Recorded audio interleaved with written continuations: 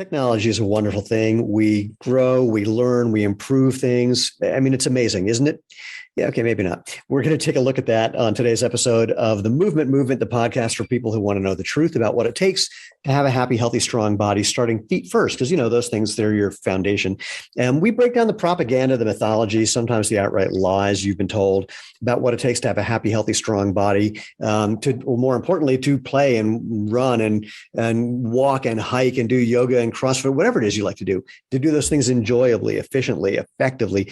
Did I say enjoyably? I know I did. It's a trick question because look, if you're not having fun, do something different till you are. You're not going to keep it up if you're not enjoying it anyway. So I'm Stephen Sashen from ZeroShoes.com, your host of the podcast. And we call it the Movement because we are creating a movement that involves you. It's easy. It's free. It'll be natural, about natural movement, having your body do what it's made to do. And there's a thing called the null hypothesis, which is basically you start with the way things already are. And if there's an intervention, the intervention has to prove itself first. And so natural is the null hypothesis. Anyway, if you want to be part of this, it's really easy. So movement about natural movement, movement's about you, natural movement. All right, I got it all. Go to www.jointhemovement.com. I didn't get any sleep last night, so I'm having a hard time.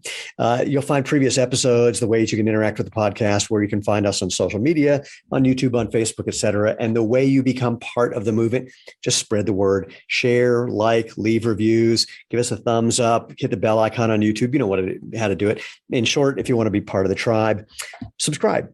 So let us jump in. Jakob, tell people who you are and what you do.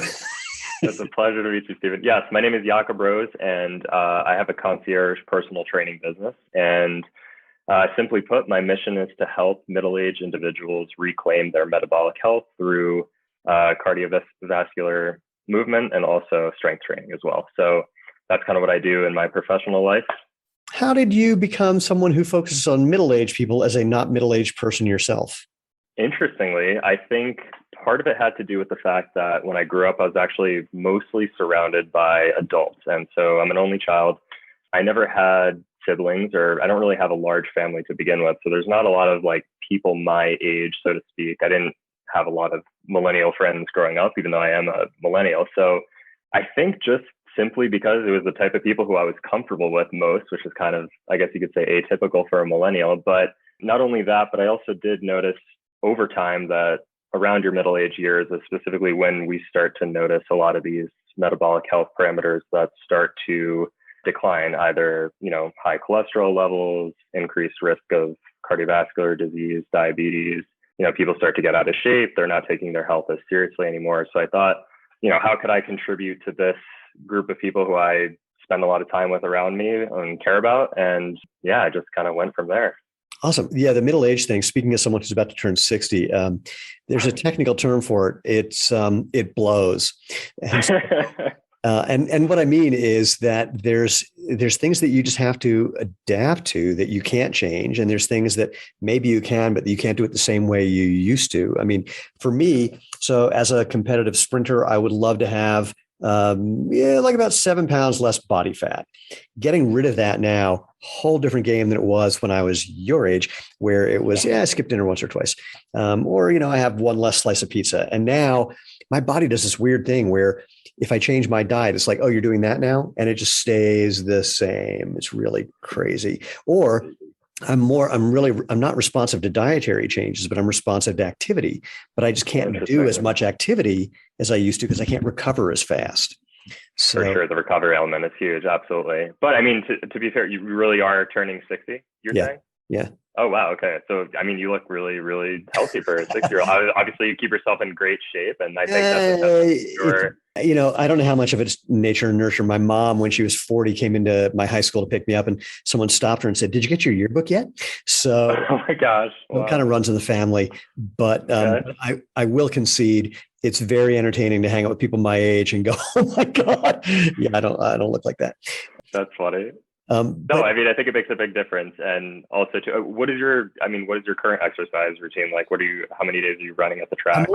I'm only on the track like 1 day a week because that's all, because I'm working the rest of the time. In the summer, sometimes I can get out early and get 2 days in. But again, I'm doing high speed work. I've only got one really serious speed day in me a week, and then I got to recover. In fact, this will be, and I'm going to get back to you in a sec. I was working on strength for sprinting, doing the Nordic hamstring curl, which for people who don't know, you kneel down, you have something or someone holding your feet down, and you just try to slowly lower your body to the ground. And I was trying to do that, like doing sets of that, I don't know, 3 times a week. And I just wasn't progressing. And when I stopped doing that and started doing that training once a week, doing 5 sets of 5 reps, however well I could do them, but only 1 day a week, within a month, I could actually go all the way down, come all the way back. So that was a crazy adjustment. But the other thing is, lately, I've been riding my bike to and from work. So that's about 10 miles a day, and has not made a lick of a difference in anything I can identify, other than I'm really enjoying it. And I'm riding faster than when I started. Interesting. Okay. Yeah. And it reminds me too, just of the fact that you mentioned that you enjoy it. And I think like one of the biggest things that I notice with people too, is I think people, not everybody, a lot of people think that exercise isn't enjoyable. And I think it's a lot of times it's just the fact that they haven't found the right thing that they enjoy. Cause I think, you know what I'm saying?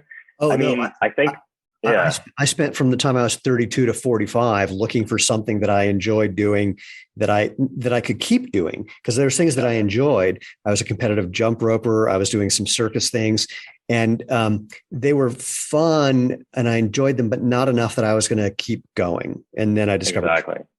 Oh, so at what point in your life did you discover running on the track? Well, I was a sprinter when I was a kid. I stopped when I was 15, and then I picked it up again at 45. Okay, excellent. And then that's carried you forth. Obviously, you had 15 years to continue on that journey and continue enjoying it, obviously. Yeah, I'm still a Masters All-American, so I'm fast, which again, predominantly genetic. But the thing about it that I love is there's a goal. Competition is a goal. There's crazy people who also do this thing as well. And you can't get it right. There's no way to do it perfectly. And that intermittent reinforcement of like, oh, my start was better this time, but my dry phase wasn't as good. There's all those little things at the end of a race where you go, I know I could do it better. And that's very literally addictive. Totally. It's a joke I have at the end of a race. People say, how'd you do? And I go, do you just want the number, or can I give you the excuse as well? That's great, man. Oh my God. Yeah, no, I think, and again, it's just a testament to the fact that you enjoy it. And I think for anybody listening, I'd encourage anybody to, explore many modalities of exercise, because obviously there are some that are, from a physiological perspective, perhaps better than others by definition. But I don't think that should discount or discredit anybody's enjoyment when it comes to getting out and just moving as a human should move. You know what I'm saying? Yeah, well, talking about track and field, there are dozens of different events, and finding the one that's the one that you enjoy is critical. I mean, I know I run the 60 meters indoors, 100 meters outdoors. I don't run the 2. I don't run the 4. I don't run miles. I don't do distance. I don't know how the corners on tracks work. It's very confusing. I don't have the GPS watch, so I get lost. But you can find your thing, and then of course there's limitations. I love pole vaulting and long jumping. My back doesn't let me do that anymore. Just absolutely. Yeah. And that's the thing as well, is like, there's just so many ways in which you can work around whatever your limitations are. I think a lot of times people get really into sort of a narrow mindset that they see somebody performing a specific type of exercise, or, especially in like popular media, let's say they see somebody like squatting with really heavy weights, and they think, oh, my back would never be able to handle that. But, you can regress and progress different movements down to pretty much anybody's individual level. So I don't think it's limiting at all. And I think it's just a matter of looking at it in a creative way and sort of approaching it from where you're starting, as opposed to kind of looking at what other people are doing, if that makes sense. Well, what you just said is interesting, because like squatting heavy or deadlifting heavy are two things that I really like doing. And I've got basically a broken spine, so I can't do that. But to your point, finding the variations that are as close to equally satisfying, because they won't be the same as one can. That's been interesting. And there are other ways of even doing those same exercises without the same amount of weight, or doing other exercises with what seems like a lot of weight. So I think you're right, of that mindset of experimentation is really important. Yes, precisely. And it kind of brings me to something as well, when we were talking about like how, exercise should be enjoyable first and foremost. And something that's always been super inspiring to me has been I was an anthropology undergrad major. So we looked a lot at different indigenous cultures. And one of the things that I learned was specifically that indigenous cultures have no true real separation between sort of their like play life and work life, if you will. Like they're kind of one and the same, and they don't necessarily formally exercise in the way that like you and I are, have a very packed schedule. We have our day planned out to the hour, and we set aside, 1 hour to go to the gym or the track. And that's our like quote unquote exercise time. But when you look at indigenous cultures, it's like they find ways to express movement in various ways that are enjoyable to them. And maybe it means, chasing each other around, or kids, playing tag-like games, whatever. And it's just kind of interesting that when we look to these people who arguably have some of the most, optimal health. I mean, we have living day examples of hunter-gatherer tribes that, just exhibit pristine metabolic health. And so, when we look to them, it's interesting to see that they approach exercise in a way that's like not so formal. And in fact, like the benefits of it are just the very fact that they're doing what humans have always done for all of evolutionary history, which is just express ourselves through movement in a way that's just natural and not very prescriptive, or they don't really think about it much, if you know what I mean. Well, there's also something about having that lifestyle where you engage in activities, this is going to sound weird, in a way that you can't really replicate. So for example, the difference between, going to the gym versus walking down to the river, picking up rocks, bringing them back and building a house, totally. The difference between going for a run or even sprinting, very different than when you're trying to chase down food or being chased by someone that thinks you're food. And absolutely. Yeah, and I like to say, like, I can train as hard as I want on the track. Maybe I'll be a little sore the next day. I do one race where it's just hormonally different because of the adrenaline and the competition. Totally. That, 13-second run and I'm shot for 4 days. So you just can't fake some of these things. You can come close, but it's not the same. Exactly. And I've got to answer your earlier question in another way that's kind of relates to this. So we were talking before this started, we just got a dog, and I mentioned I'd learned that I can sprint all out with no warm up at 6 a.m, like roll out of bed and sprint. Right. That's what the dog does. And it was actually shocking to me because when I go to the track, I spend 20 minutes warming up. I do all this stuff. And it's like, oh, wait a minute. Maybe there's more to how these bodies work than even I was thinking.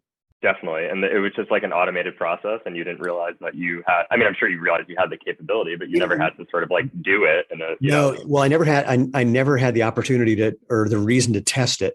And it was just that. Exactly. Yeah. It's like, I feel awake. I mean, let's just see how I feel. And I only did a tiny little bit, like 5 seconds. It's like, what the hell? And then, now we'll do like, maybe out of a 20-minute walk or so, I'll do a full out 100, maybe 3 times.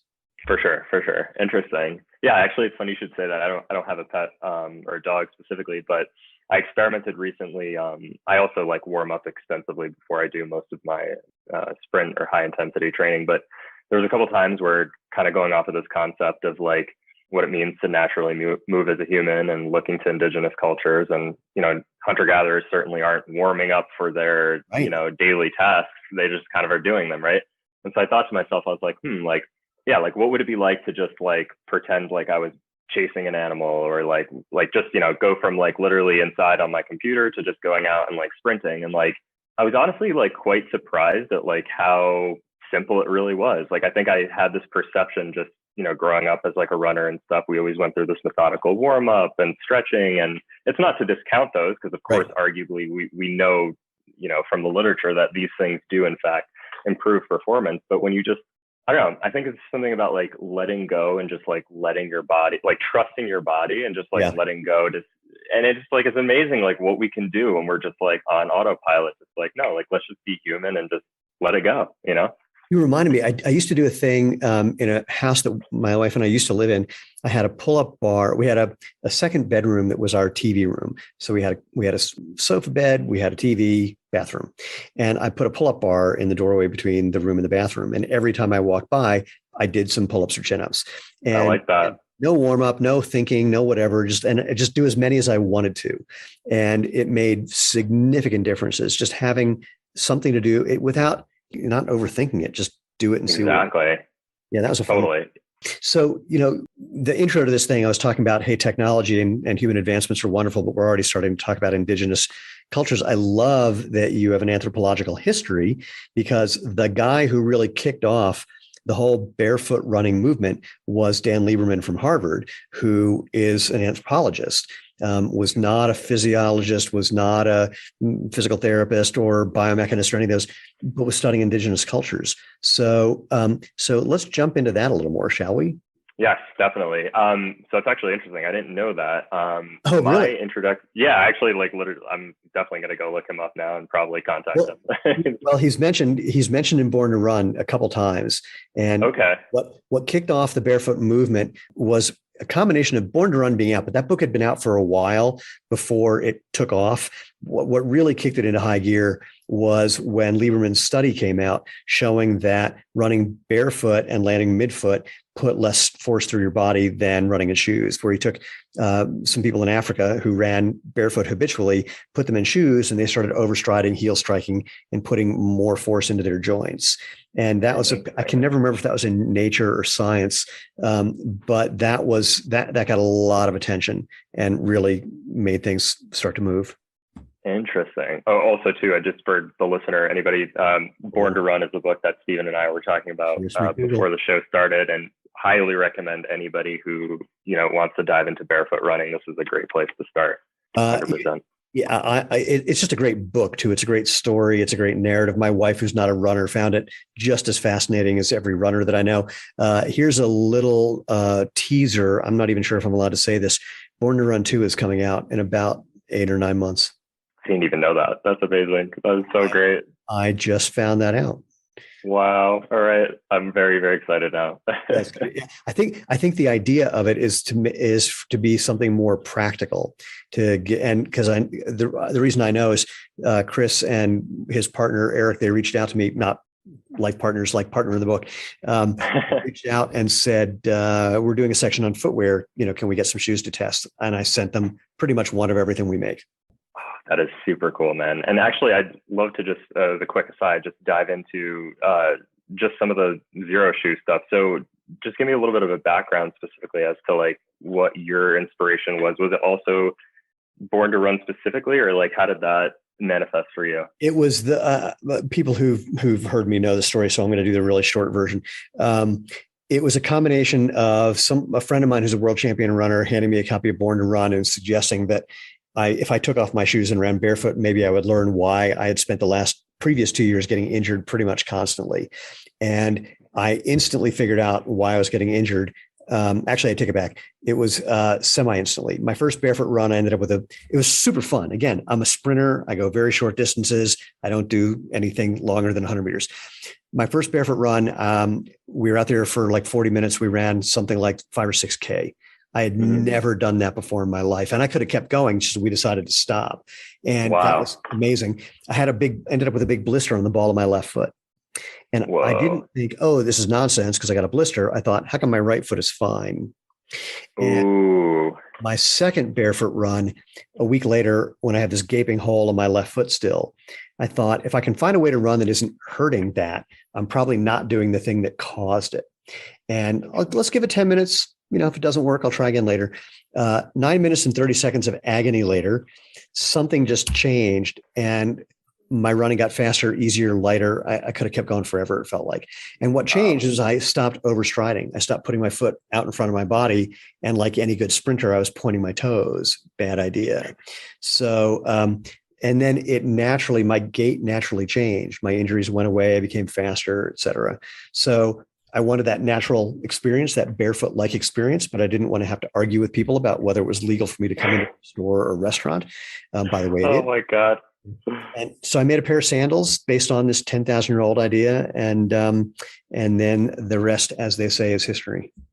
Absolutely, I can attest to the restaurant analogy. So when I first got interested in barefoot running, I was in high school, and I don't exactly remember what year the first models of the Vibram 5-finger shoes came out, but I was 2006. So it was probably maybe 2008 or so. Maybe I got my first pair. I was in high school at the time, and gosh, man, there were some visceral reactions from not only my classmates, but everybody, like anywhere I went, in fact. And it just became like this.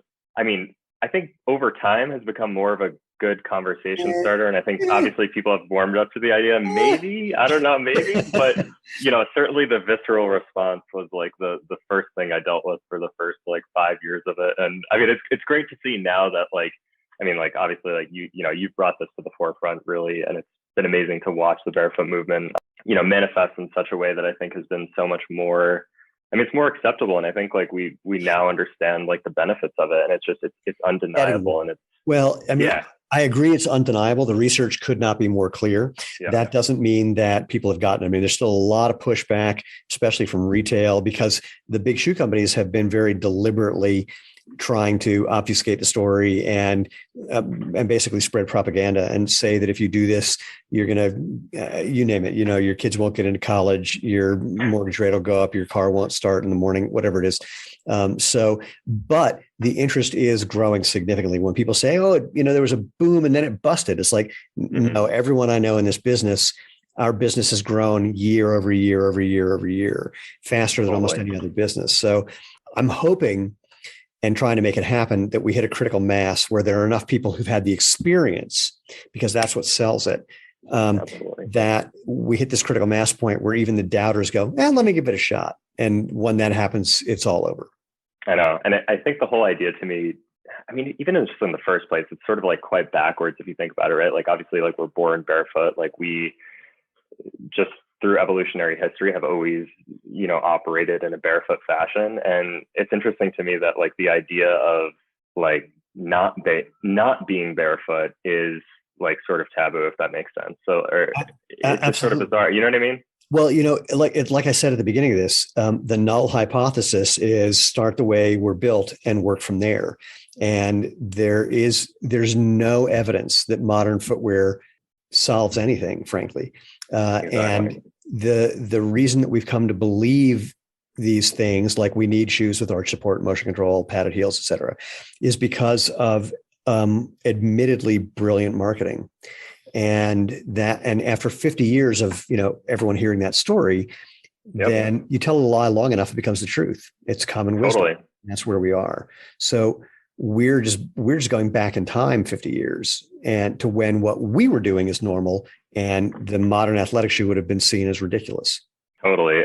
It's an interesting frame shift, and kind of going back to what you said before, I think, I mean, it's just like you tell a lie long enough and it just becomes, and if you think about it too, it's like the modern shoe really hasn't been around for that long relative to how long people have been walking barefoot. I mean, think about the time span, right? Like how long have people been walking barefoot? Oh, no, it's even better. We know that people have been wearing footwear of some sort, something to protect your foot, something to hold that to your foot for 40,000 years. So the modern athletic shoe is, 0.001% of human history. It's crazy. It's interesting. And yet we still, and these companies, they have such an influence that we think that is the standard. It's just really quite. It's even more. Like I said at the beginning, we in the West, we are prone to think that newer is better, that technology is solving problems. There are cultures that don't think that think that preserving the way it's been done is better. And often that's correct. And we'll talk more about that. That's sort of the crazy part. And more, even the new technology, none of it's really new. It's just variations on a theme, different kind of cushioning, different kind of arch support, different kind of motion control. Again, where there's no evidence that any of those things are beneficial. So it's like the boy who cried wolf, except it's the shoe company who cried cushioning. But in the original story, the villagers got smart. And in our story, the villagers keep running to a shoe store every time someone says, here's a new form of cushioning, even when it's proven that it's no better than what came before it. So it's really wild. It's fascinating intellectually. It's annoying as someone who's trying to change the world and help people and make people better. So, but blah, blah, blah. Enough about me. Back to you. So say more about your relationship with indigenous cultures, and especially how you're applying that into what you're doing with, I hate to use the word middle age, with, people older than you. Yeah. Okay. For sure. So, I mean, I grew up originally in upstate New York, which is a very rural environment. And one of the things that I became interested in, just because kind of what we did as kids was going outside and being in the natural world. And so I got super interested in wild food foraging. From around the time I was like around 12 or so, it started with just, my family and I, we would pick blueberries up at these cliffs that we have near to where we live. And from there, as I got older and kind of more aware of nutrition, I started to learn, well, there's, quite a big benefit to a lot of these wild foods. And so from there, I think it kind of carried my interest in my sort of early adolescent years into kind of diving deeper into that nutritional side of wild foods, if that makes sense. So I don't know. I think it was just the coolest thing to be able to like walk outside and pick plants outside that I could consume as food. And then let alone like, wow, these things are actually like really great. And like, come to find out they're like, lots of scientific studies that have shown that their nutrient profile is so much greater than that of our domesticated varieties, if that makes sense. So what were some of the things you were picking? Give me a good wild foraged meal.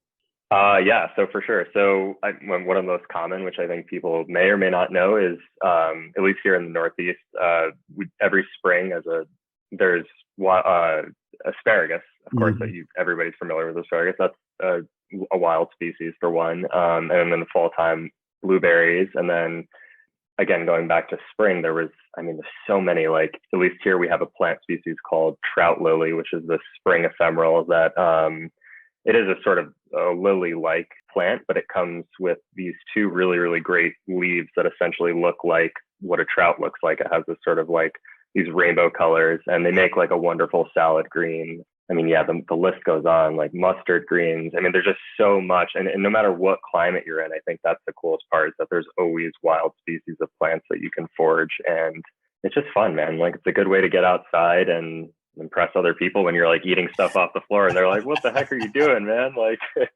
so yeah. We were Lane and I were in Finland for the World Masters Track and Field Championships about 13 years ago. And we were there. It was August, I guess, early August. And wild blueberries, wild strawberries, wild raspberries, and mushrooms everywhere. Yeah. And the rule is, if it's on public land, it's for the public. And so very cool. You're literally just walking through downtown Helsinki and just lunch. It was delightful. That's awesome. That's amazing.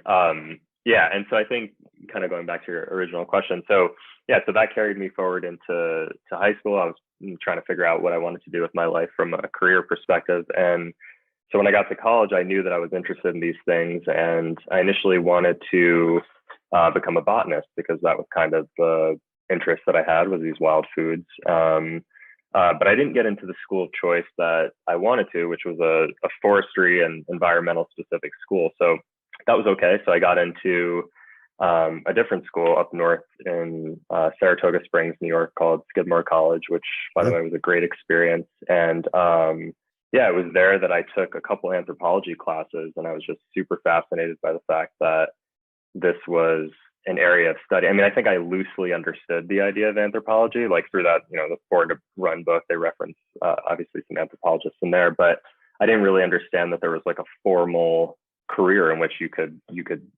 make out of exploring indigenous cultures and their lifestyle practices. So that took me to take more of these classes. And alongside with that, I was always interested in exercise. So I did some exercise science and some biology, and kind of tried to combine everything together.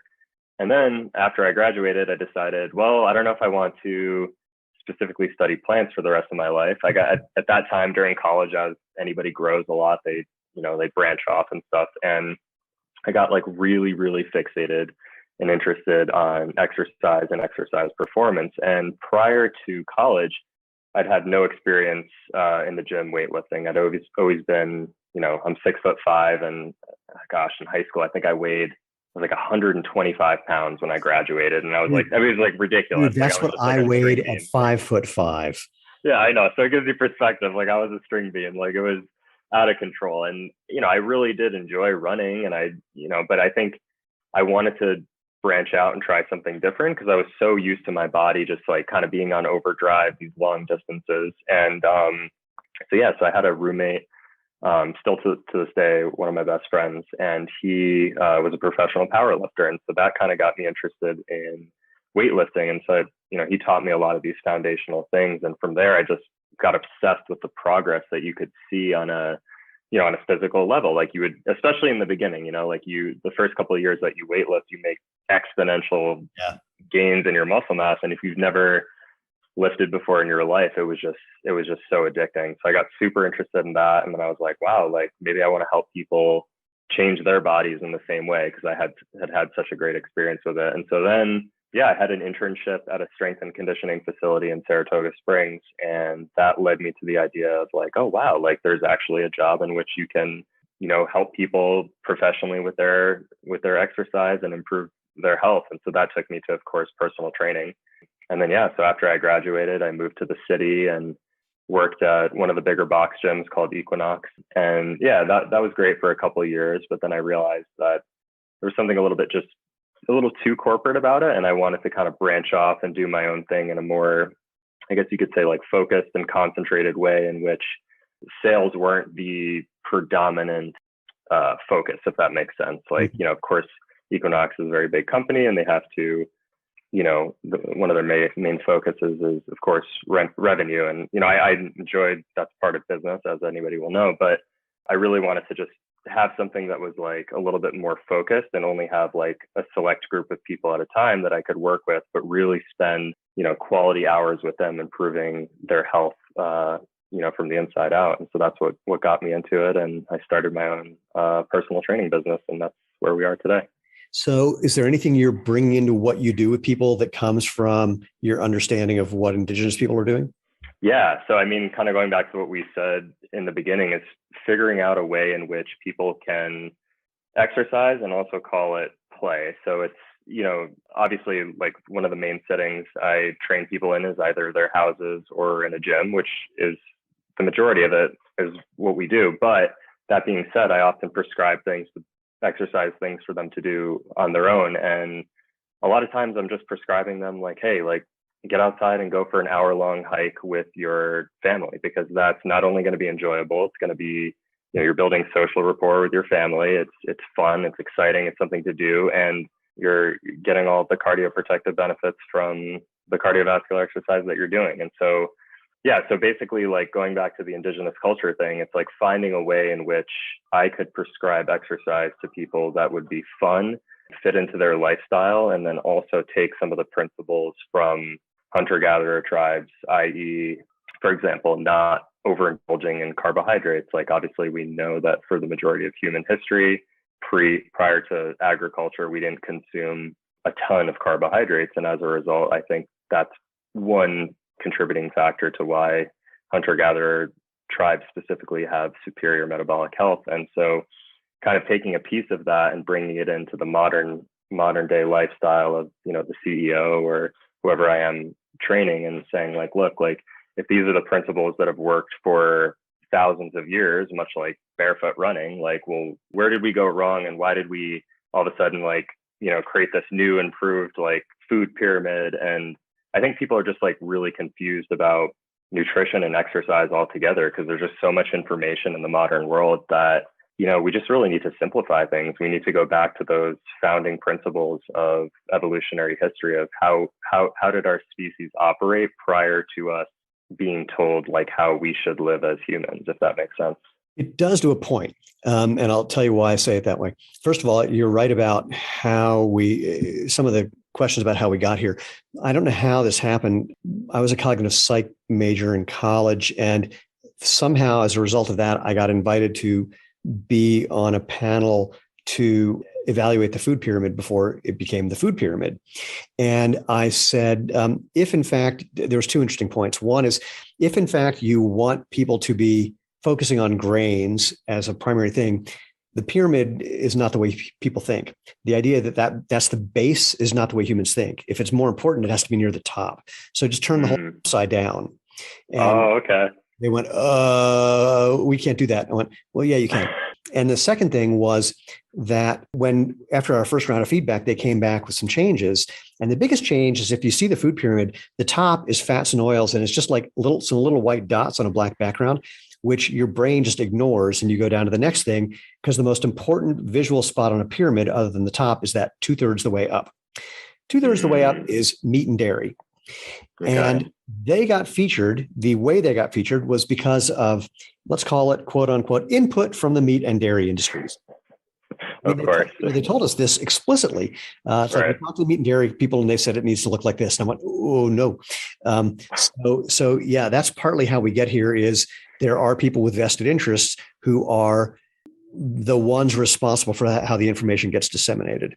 So that's Definitely. an interesting thing.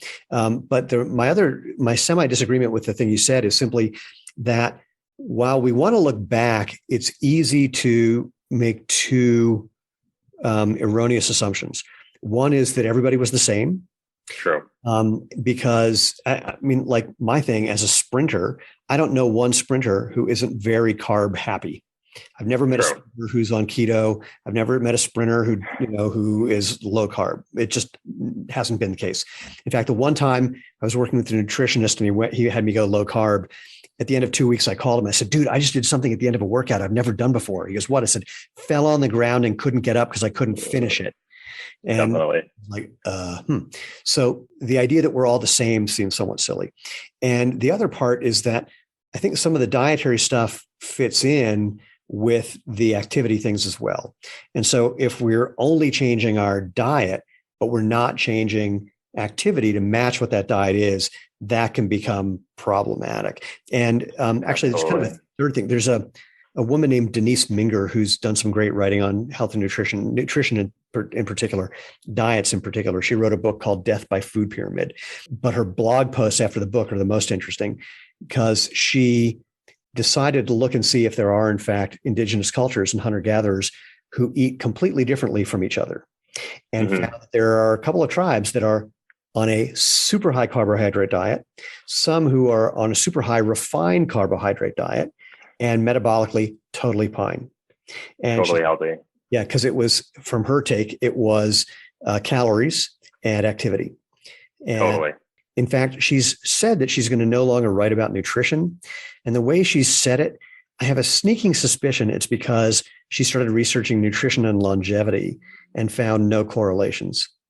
Interesting. And yeah, no, I was going to mention specifically. So yeah, so I guess not to fetishize like low carb or anything, because I certainly, as well as an athlete who does a lot of weightlifting and sprinting as well, like certainly do not consume modest amounts of carbohydrates. But yeah, specifically going to your point, that we need to match the activity level to what people are consuming, because of course, if you're an athlete or somebody who is metabolically healthy, like having carbohydrates to fuel your workouts is absolutely essential. And I don't think anybody would disagree with that. And I think, so I think that was the key element there, is like matching the exercise that somebody does with their diet specifically. Yeah. Absolutely. Do you do work with people on, I mean, in the same way we talked about finding the activity that you enjoy and you want to do for whatever reason, do you work with people doing the similar thing for I don't want to use the word diet per se, but basically deciding what they should be eating? Yeah, no, 100%. Because I think this, I mean, it's unfortunate. Like now, like so many, like everybody, I think has their own like tribe of like, like low carb, high fat, like it's like this, everything's like branched. But I think going off of what you were mentioning before is that like, I really do think we need to enter a paradigm where nutrition is individualized, and you really do need to look at the individual, because like you said, not everybody is created the same, just like not all indigenous cultures ate like low carb and whatever. I mean, I think that the consistent theme is that we see that they're all metabolically healthy, but why they were metabolically healthy is the result, I think, of many different facets. So I think when it comes to an individual's nutrition programming, I think it 100% has to be individualized. So like, obviously if I'm taking somebody who's severely insulin resistant and really overweight, like I'm not going to be like, here, dude, 500 grams of carbs, like, let's go, Sure. Let's go hit the track. But, conversely, if I'm working with a middle-aged individual who, is metabolically healthy and they want to get stronger, of course, that will dictate the carbohydrate intake that I would prescribe to them specifically. So I think, it really, I mean, that's a huge point, Stephen, like you said, is like, we really need to individualize this stuff. And I think the one size fits all approach is really why we've created such erroneous decisions around diet. I think there's another part where we can take a weird thing. It's a combination of personal responsibility and totally abdicating personal responsibility at the same time, which is that we're wired to try to look for simple solutions. And Totally. if someone says, I've got a simple solution, then we're white on rice, pun intended, a So carbohydrate. true. And it's funny how we dismiss things or accept them. I remember reading a book or seeing a book at a bookstore that was going out of business. So this book was $1, and it was about resistant starch, resistant carbohydrates, which for people who don't know, if you take a potato, for example, you cook it, the starches are very, very accessible to your digestive system. If you then let the potato get cold, the starches rearrange and the molecules rearrange, and it becomes partially, if not totally, indigestible. Not the whole thing, but a certain amount. And if you heat it up again and cool it again, even more resistant starch.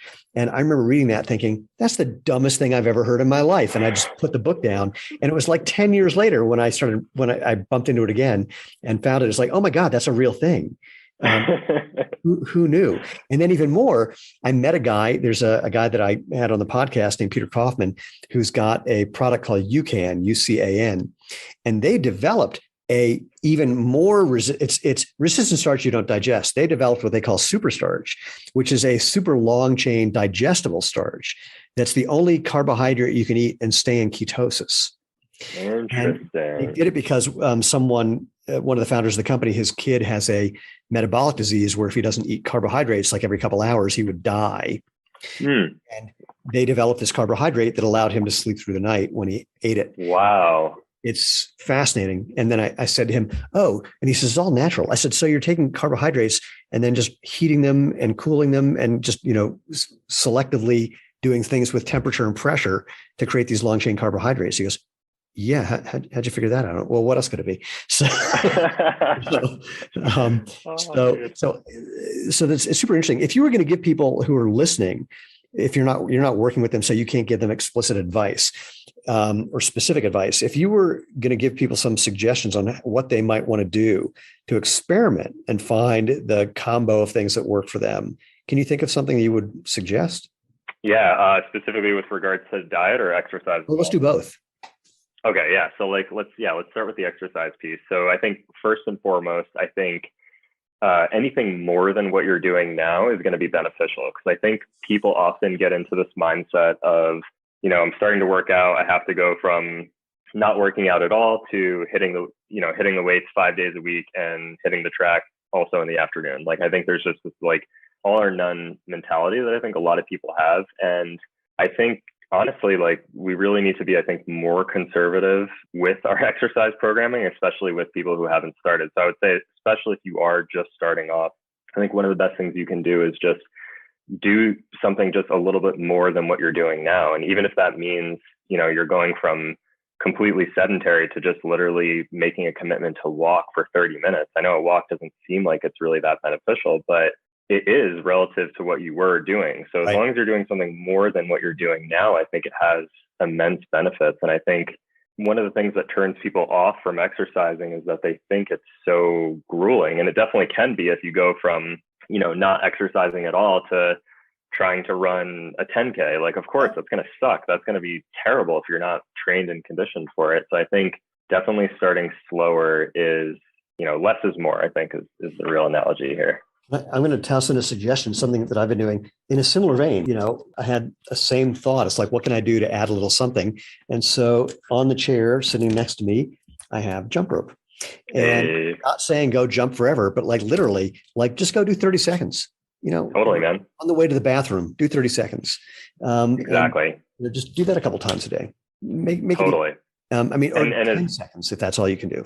Exactly. And something like that, as well as super simple, is that anybody can find. I know a lot of us, we have busy schedules, and it can be hard to set aside maybe a complete hour to go to the gym or to go outside for a run or whatever. But it's if you can start incorporating little things into your lifestyle, you would be amazed at how beneficial something like that could be. You can take that example almost in the opposite direction as well. You let's say, eat a candy bar. And, you start off with one. Yeah, sure. It doesn't make a difference. You do that every day. But then if you start doing that 5 or 6 times a day, you're like, oh, okay, maybe this is starting to add up negatively to negatively. And so the same kind of applies with respect to like, maybe you're doing jump roping on the way to the bathroom, or maybe you're doing a set of 5 push-ups, like anything you can do that's more than what you're doing now, I think from a physiological perspective is going to benefit you. Let me recommend doing the jump roping after you leave the bathroom. On the way to the bathroom, it can be problematic. I'm not. Might not be a good idea. Not saying I have experience to back that up, but just, words of wisdom. So what's the dietary analog? I mean, what you were just mentioning, if you notice you're having 5 colas a day, even if they're diet colas, like going to 4 or, and switching one of those out for water. What else would you recommend on the diet side?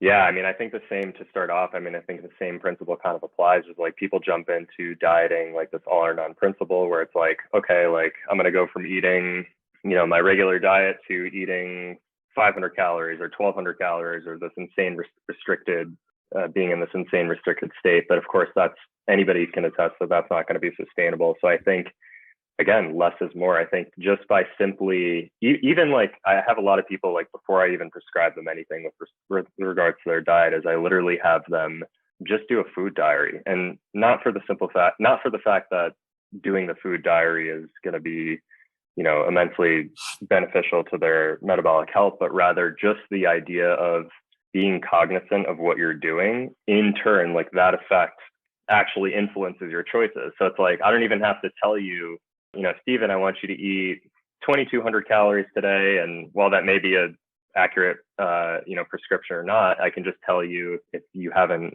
focused on your nutrition before, okay, for week 1, all I want you to do is record every single meal that you ate today. And at the end of that, let's, come back to me and tell me what you ate. And a lot of times people will come back, and I know for a fact they weren't eating like that before, otherwise they wouldn't be in the metabolic state that they're in, right? Just by definition. But just by simply saying like, oh, okay, like I want to see what you ate at the end of the week. It's that sort of observer Hawthorne effect, I believe it's called, that gets people to start thinking in a conscious level of what they're eating. Because I think a lot of people intuitively know that, eating that, Snickers bar or whatever it is, back to our analogy before, like isn't benefiting them. I don't think anybody thinks like, oh yeah, this is a perfectly healthy habit, So I think just like being more cognizant of like what I think we all know intuitively that we kind of need to do is in itself part of the nutrition prescription, if that makes sense. Oh, no, it totally does. I have this fantasy that someday there'll be an app where you can take a picture or scan of whatever's on your plate, and it will give you a reasonable approximation of the calories. I like that. Yeah, I remember there was someone who had something like that. It was kind of like it was almost like a mass spectrometer. I don't think it ultimately worked, because otherwise we'd all have one by now. Right. But that's another one. It's like not only just like writing down what you eat. And in fact, I think that's a really interesting point. And I never thought of this one, of on the first week, just literally write down what it is. Don't worry about the weight. Yeah. Don't try to measure it. Don't whatever, just put down what it is. Exactly. And later, you may want to weigh some of it. It's the things that are the most calorie dense possibilities, maybe just to see what that really is. That would be, absolutely. I never thought to do that, because I know when I've tried to record what I'm eating, I've wanted to weigh everything too. And that became such a pain in the ass that I never do it. But again, like I love this idea of a little bit, something more or less, depending on what you're doing, every fill in the blank, let's call it week. And so just write it down the first week, take the biggest items or the most calorie dense items, weigh those just for the fun of it. Yes. And maybe only do it for one meal, yes. In the course of a day for a week, just to kind of get a sense of what it is, and you see what reality looks like. What I love about that idea is fundamentally, you're talking about the same instruction I give people for running barefoot. You do a little tiny bit, and the feedback is the most important part. Yes, there it is. It's the feedback, 100%, man. Yes, totally. Very interesting. Well, I hate to say we have to wrap this up, because I have a sneaking suspicion you and I could do this all day, but I'm kind of feeling like this is a good spot, because those are both on the recommendation for adding activity and for attending to diet, getting the feedback from both. I think that's a great place to kind of leave people to, as soon as we shut up, they can go do something. Yes. Write down what they were eating while they were listening to us, or go do a couple of push-ups or jumping jacks. Man, I don't know what it is with my face today. It's just not getting words out correctly. And even that, like finding the body weight things you like to do, same idea. Totally. Like find out what you think is fun. During COVID, I did a 21-day push-up challenge. it was super, super fun because it was a different kind of push-ups every day. And at the end of it, I'd like doubled the number of push-ups I could do. So, Totally, but I'm a competitive guy, so I like that thing. And it only took 10 minutes a day. It was brilliant. Like fit in perfectly I would drop behind the conference room table and do 10 minutes of push-ups. That is awesome. So yeah, find what works for you. And I want to hear it. So Jakob, anything that people how can people get in touch with you if they want to engage with you in any way? Yeah, sure. So you can go to my website, www.rozefit.com.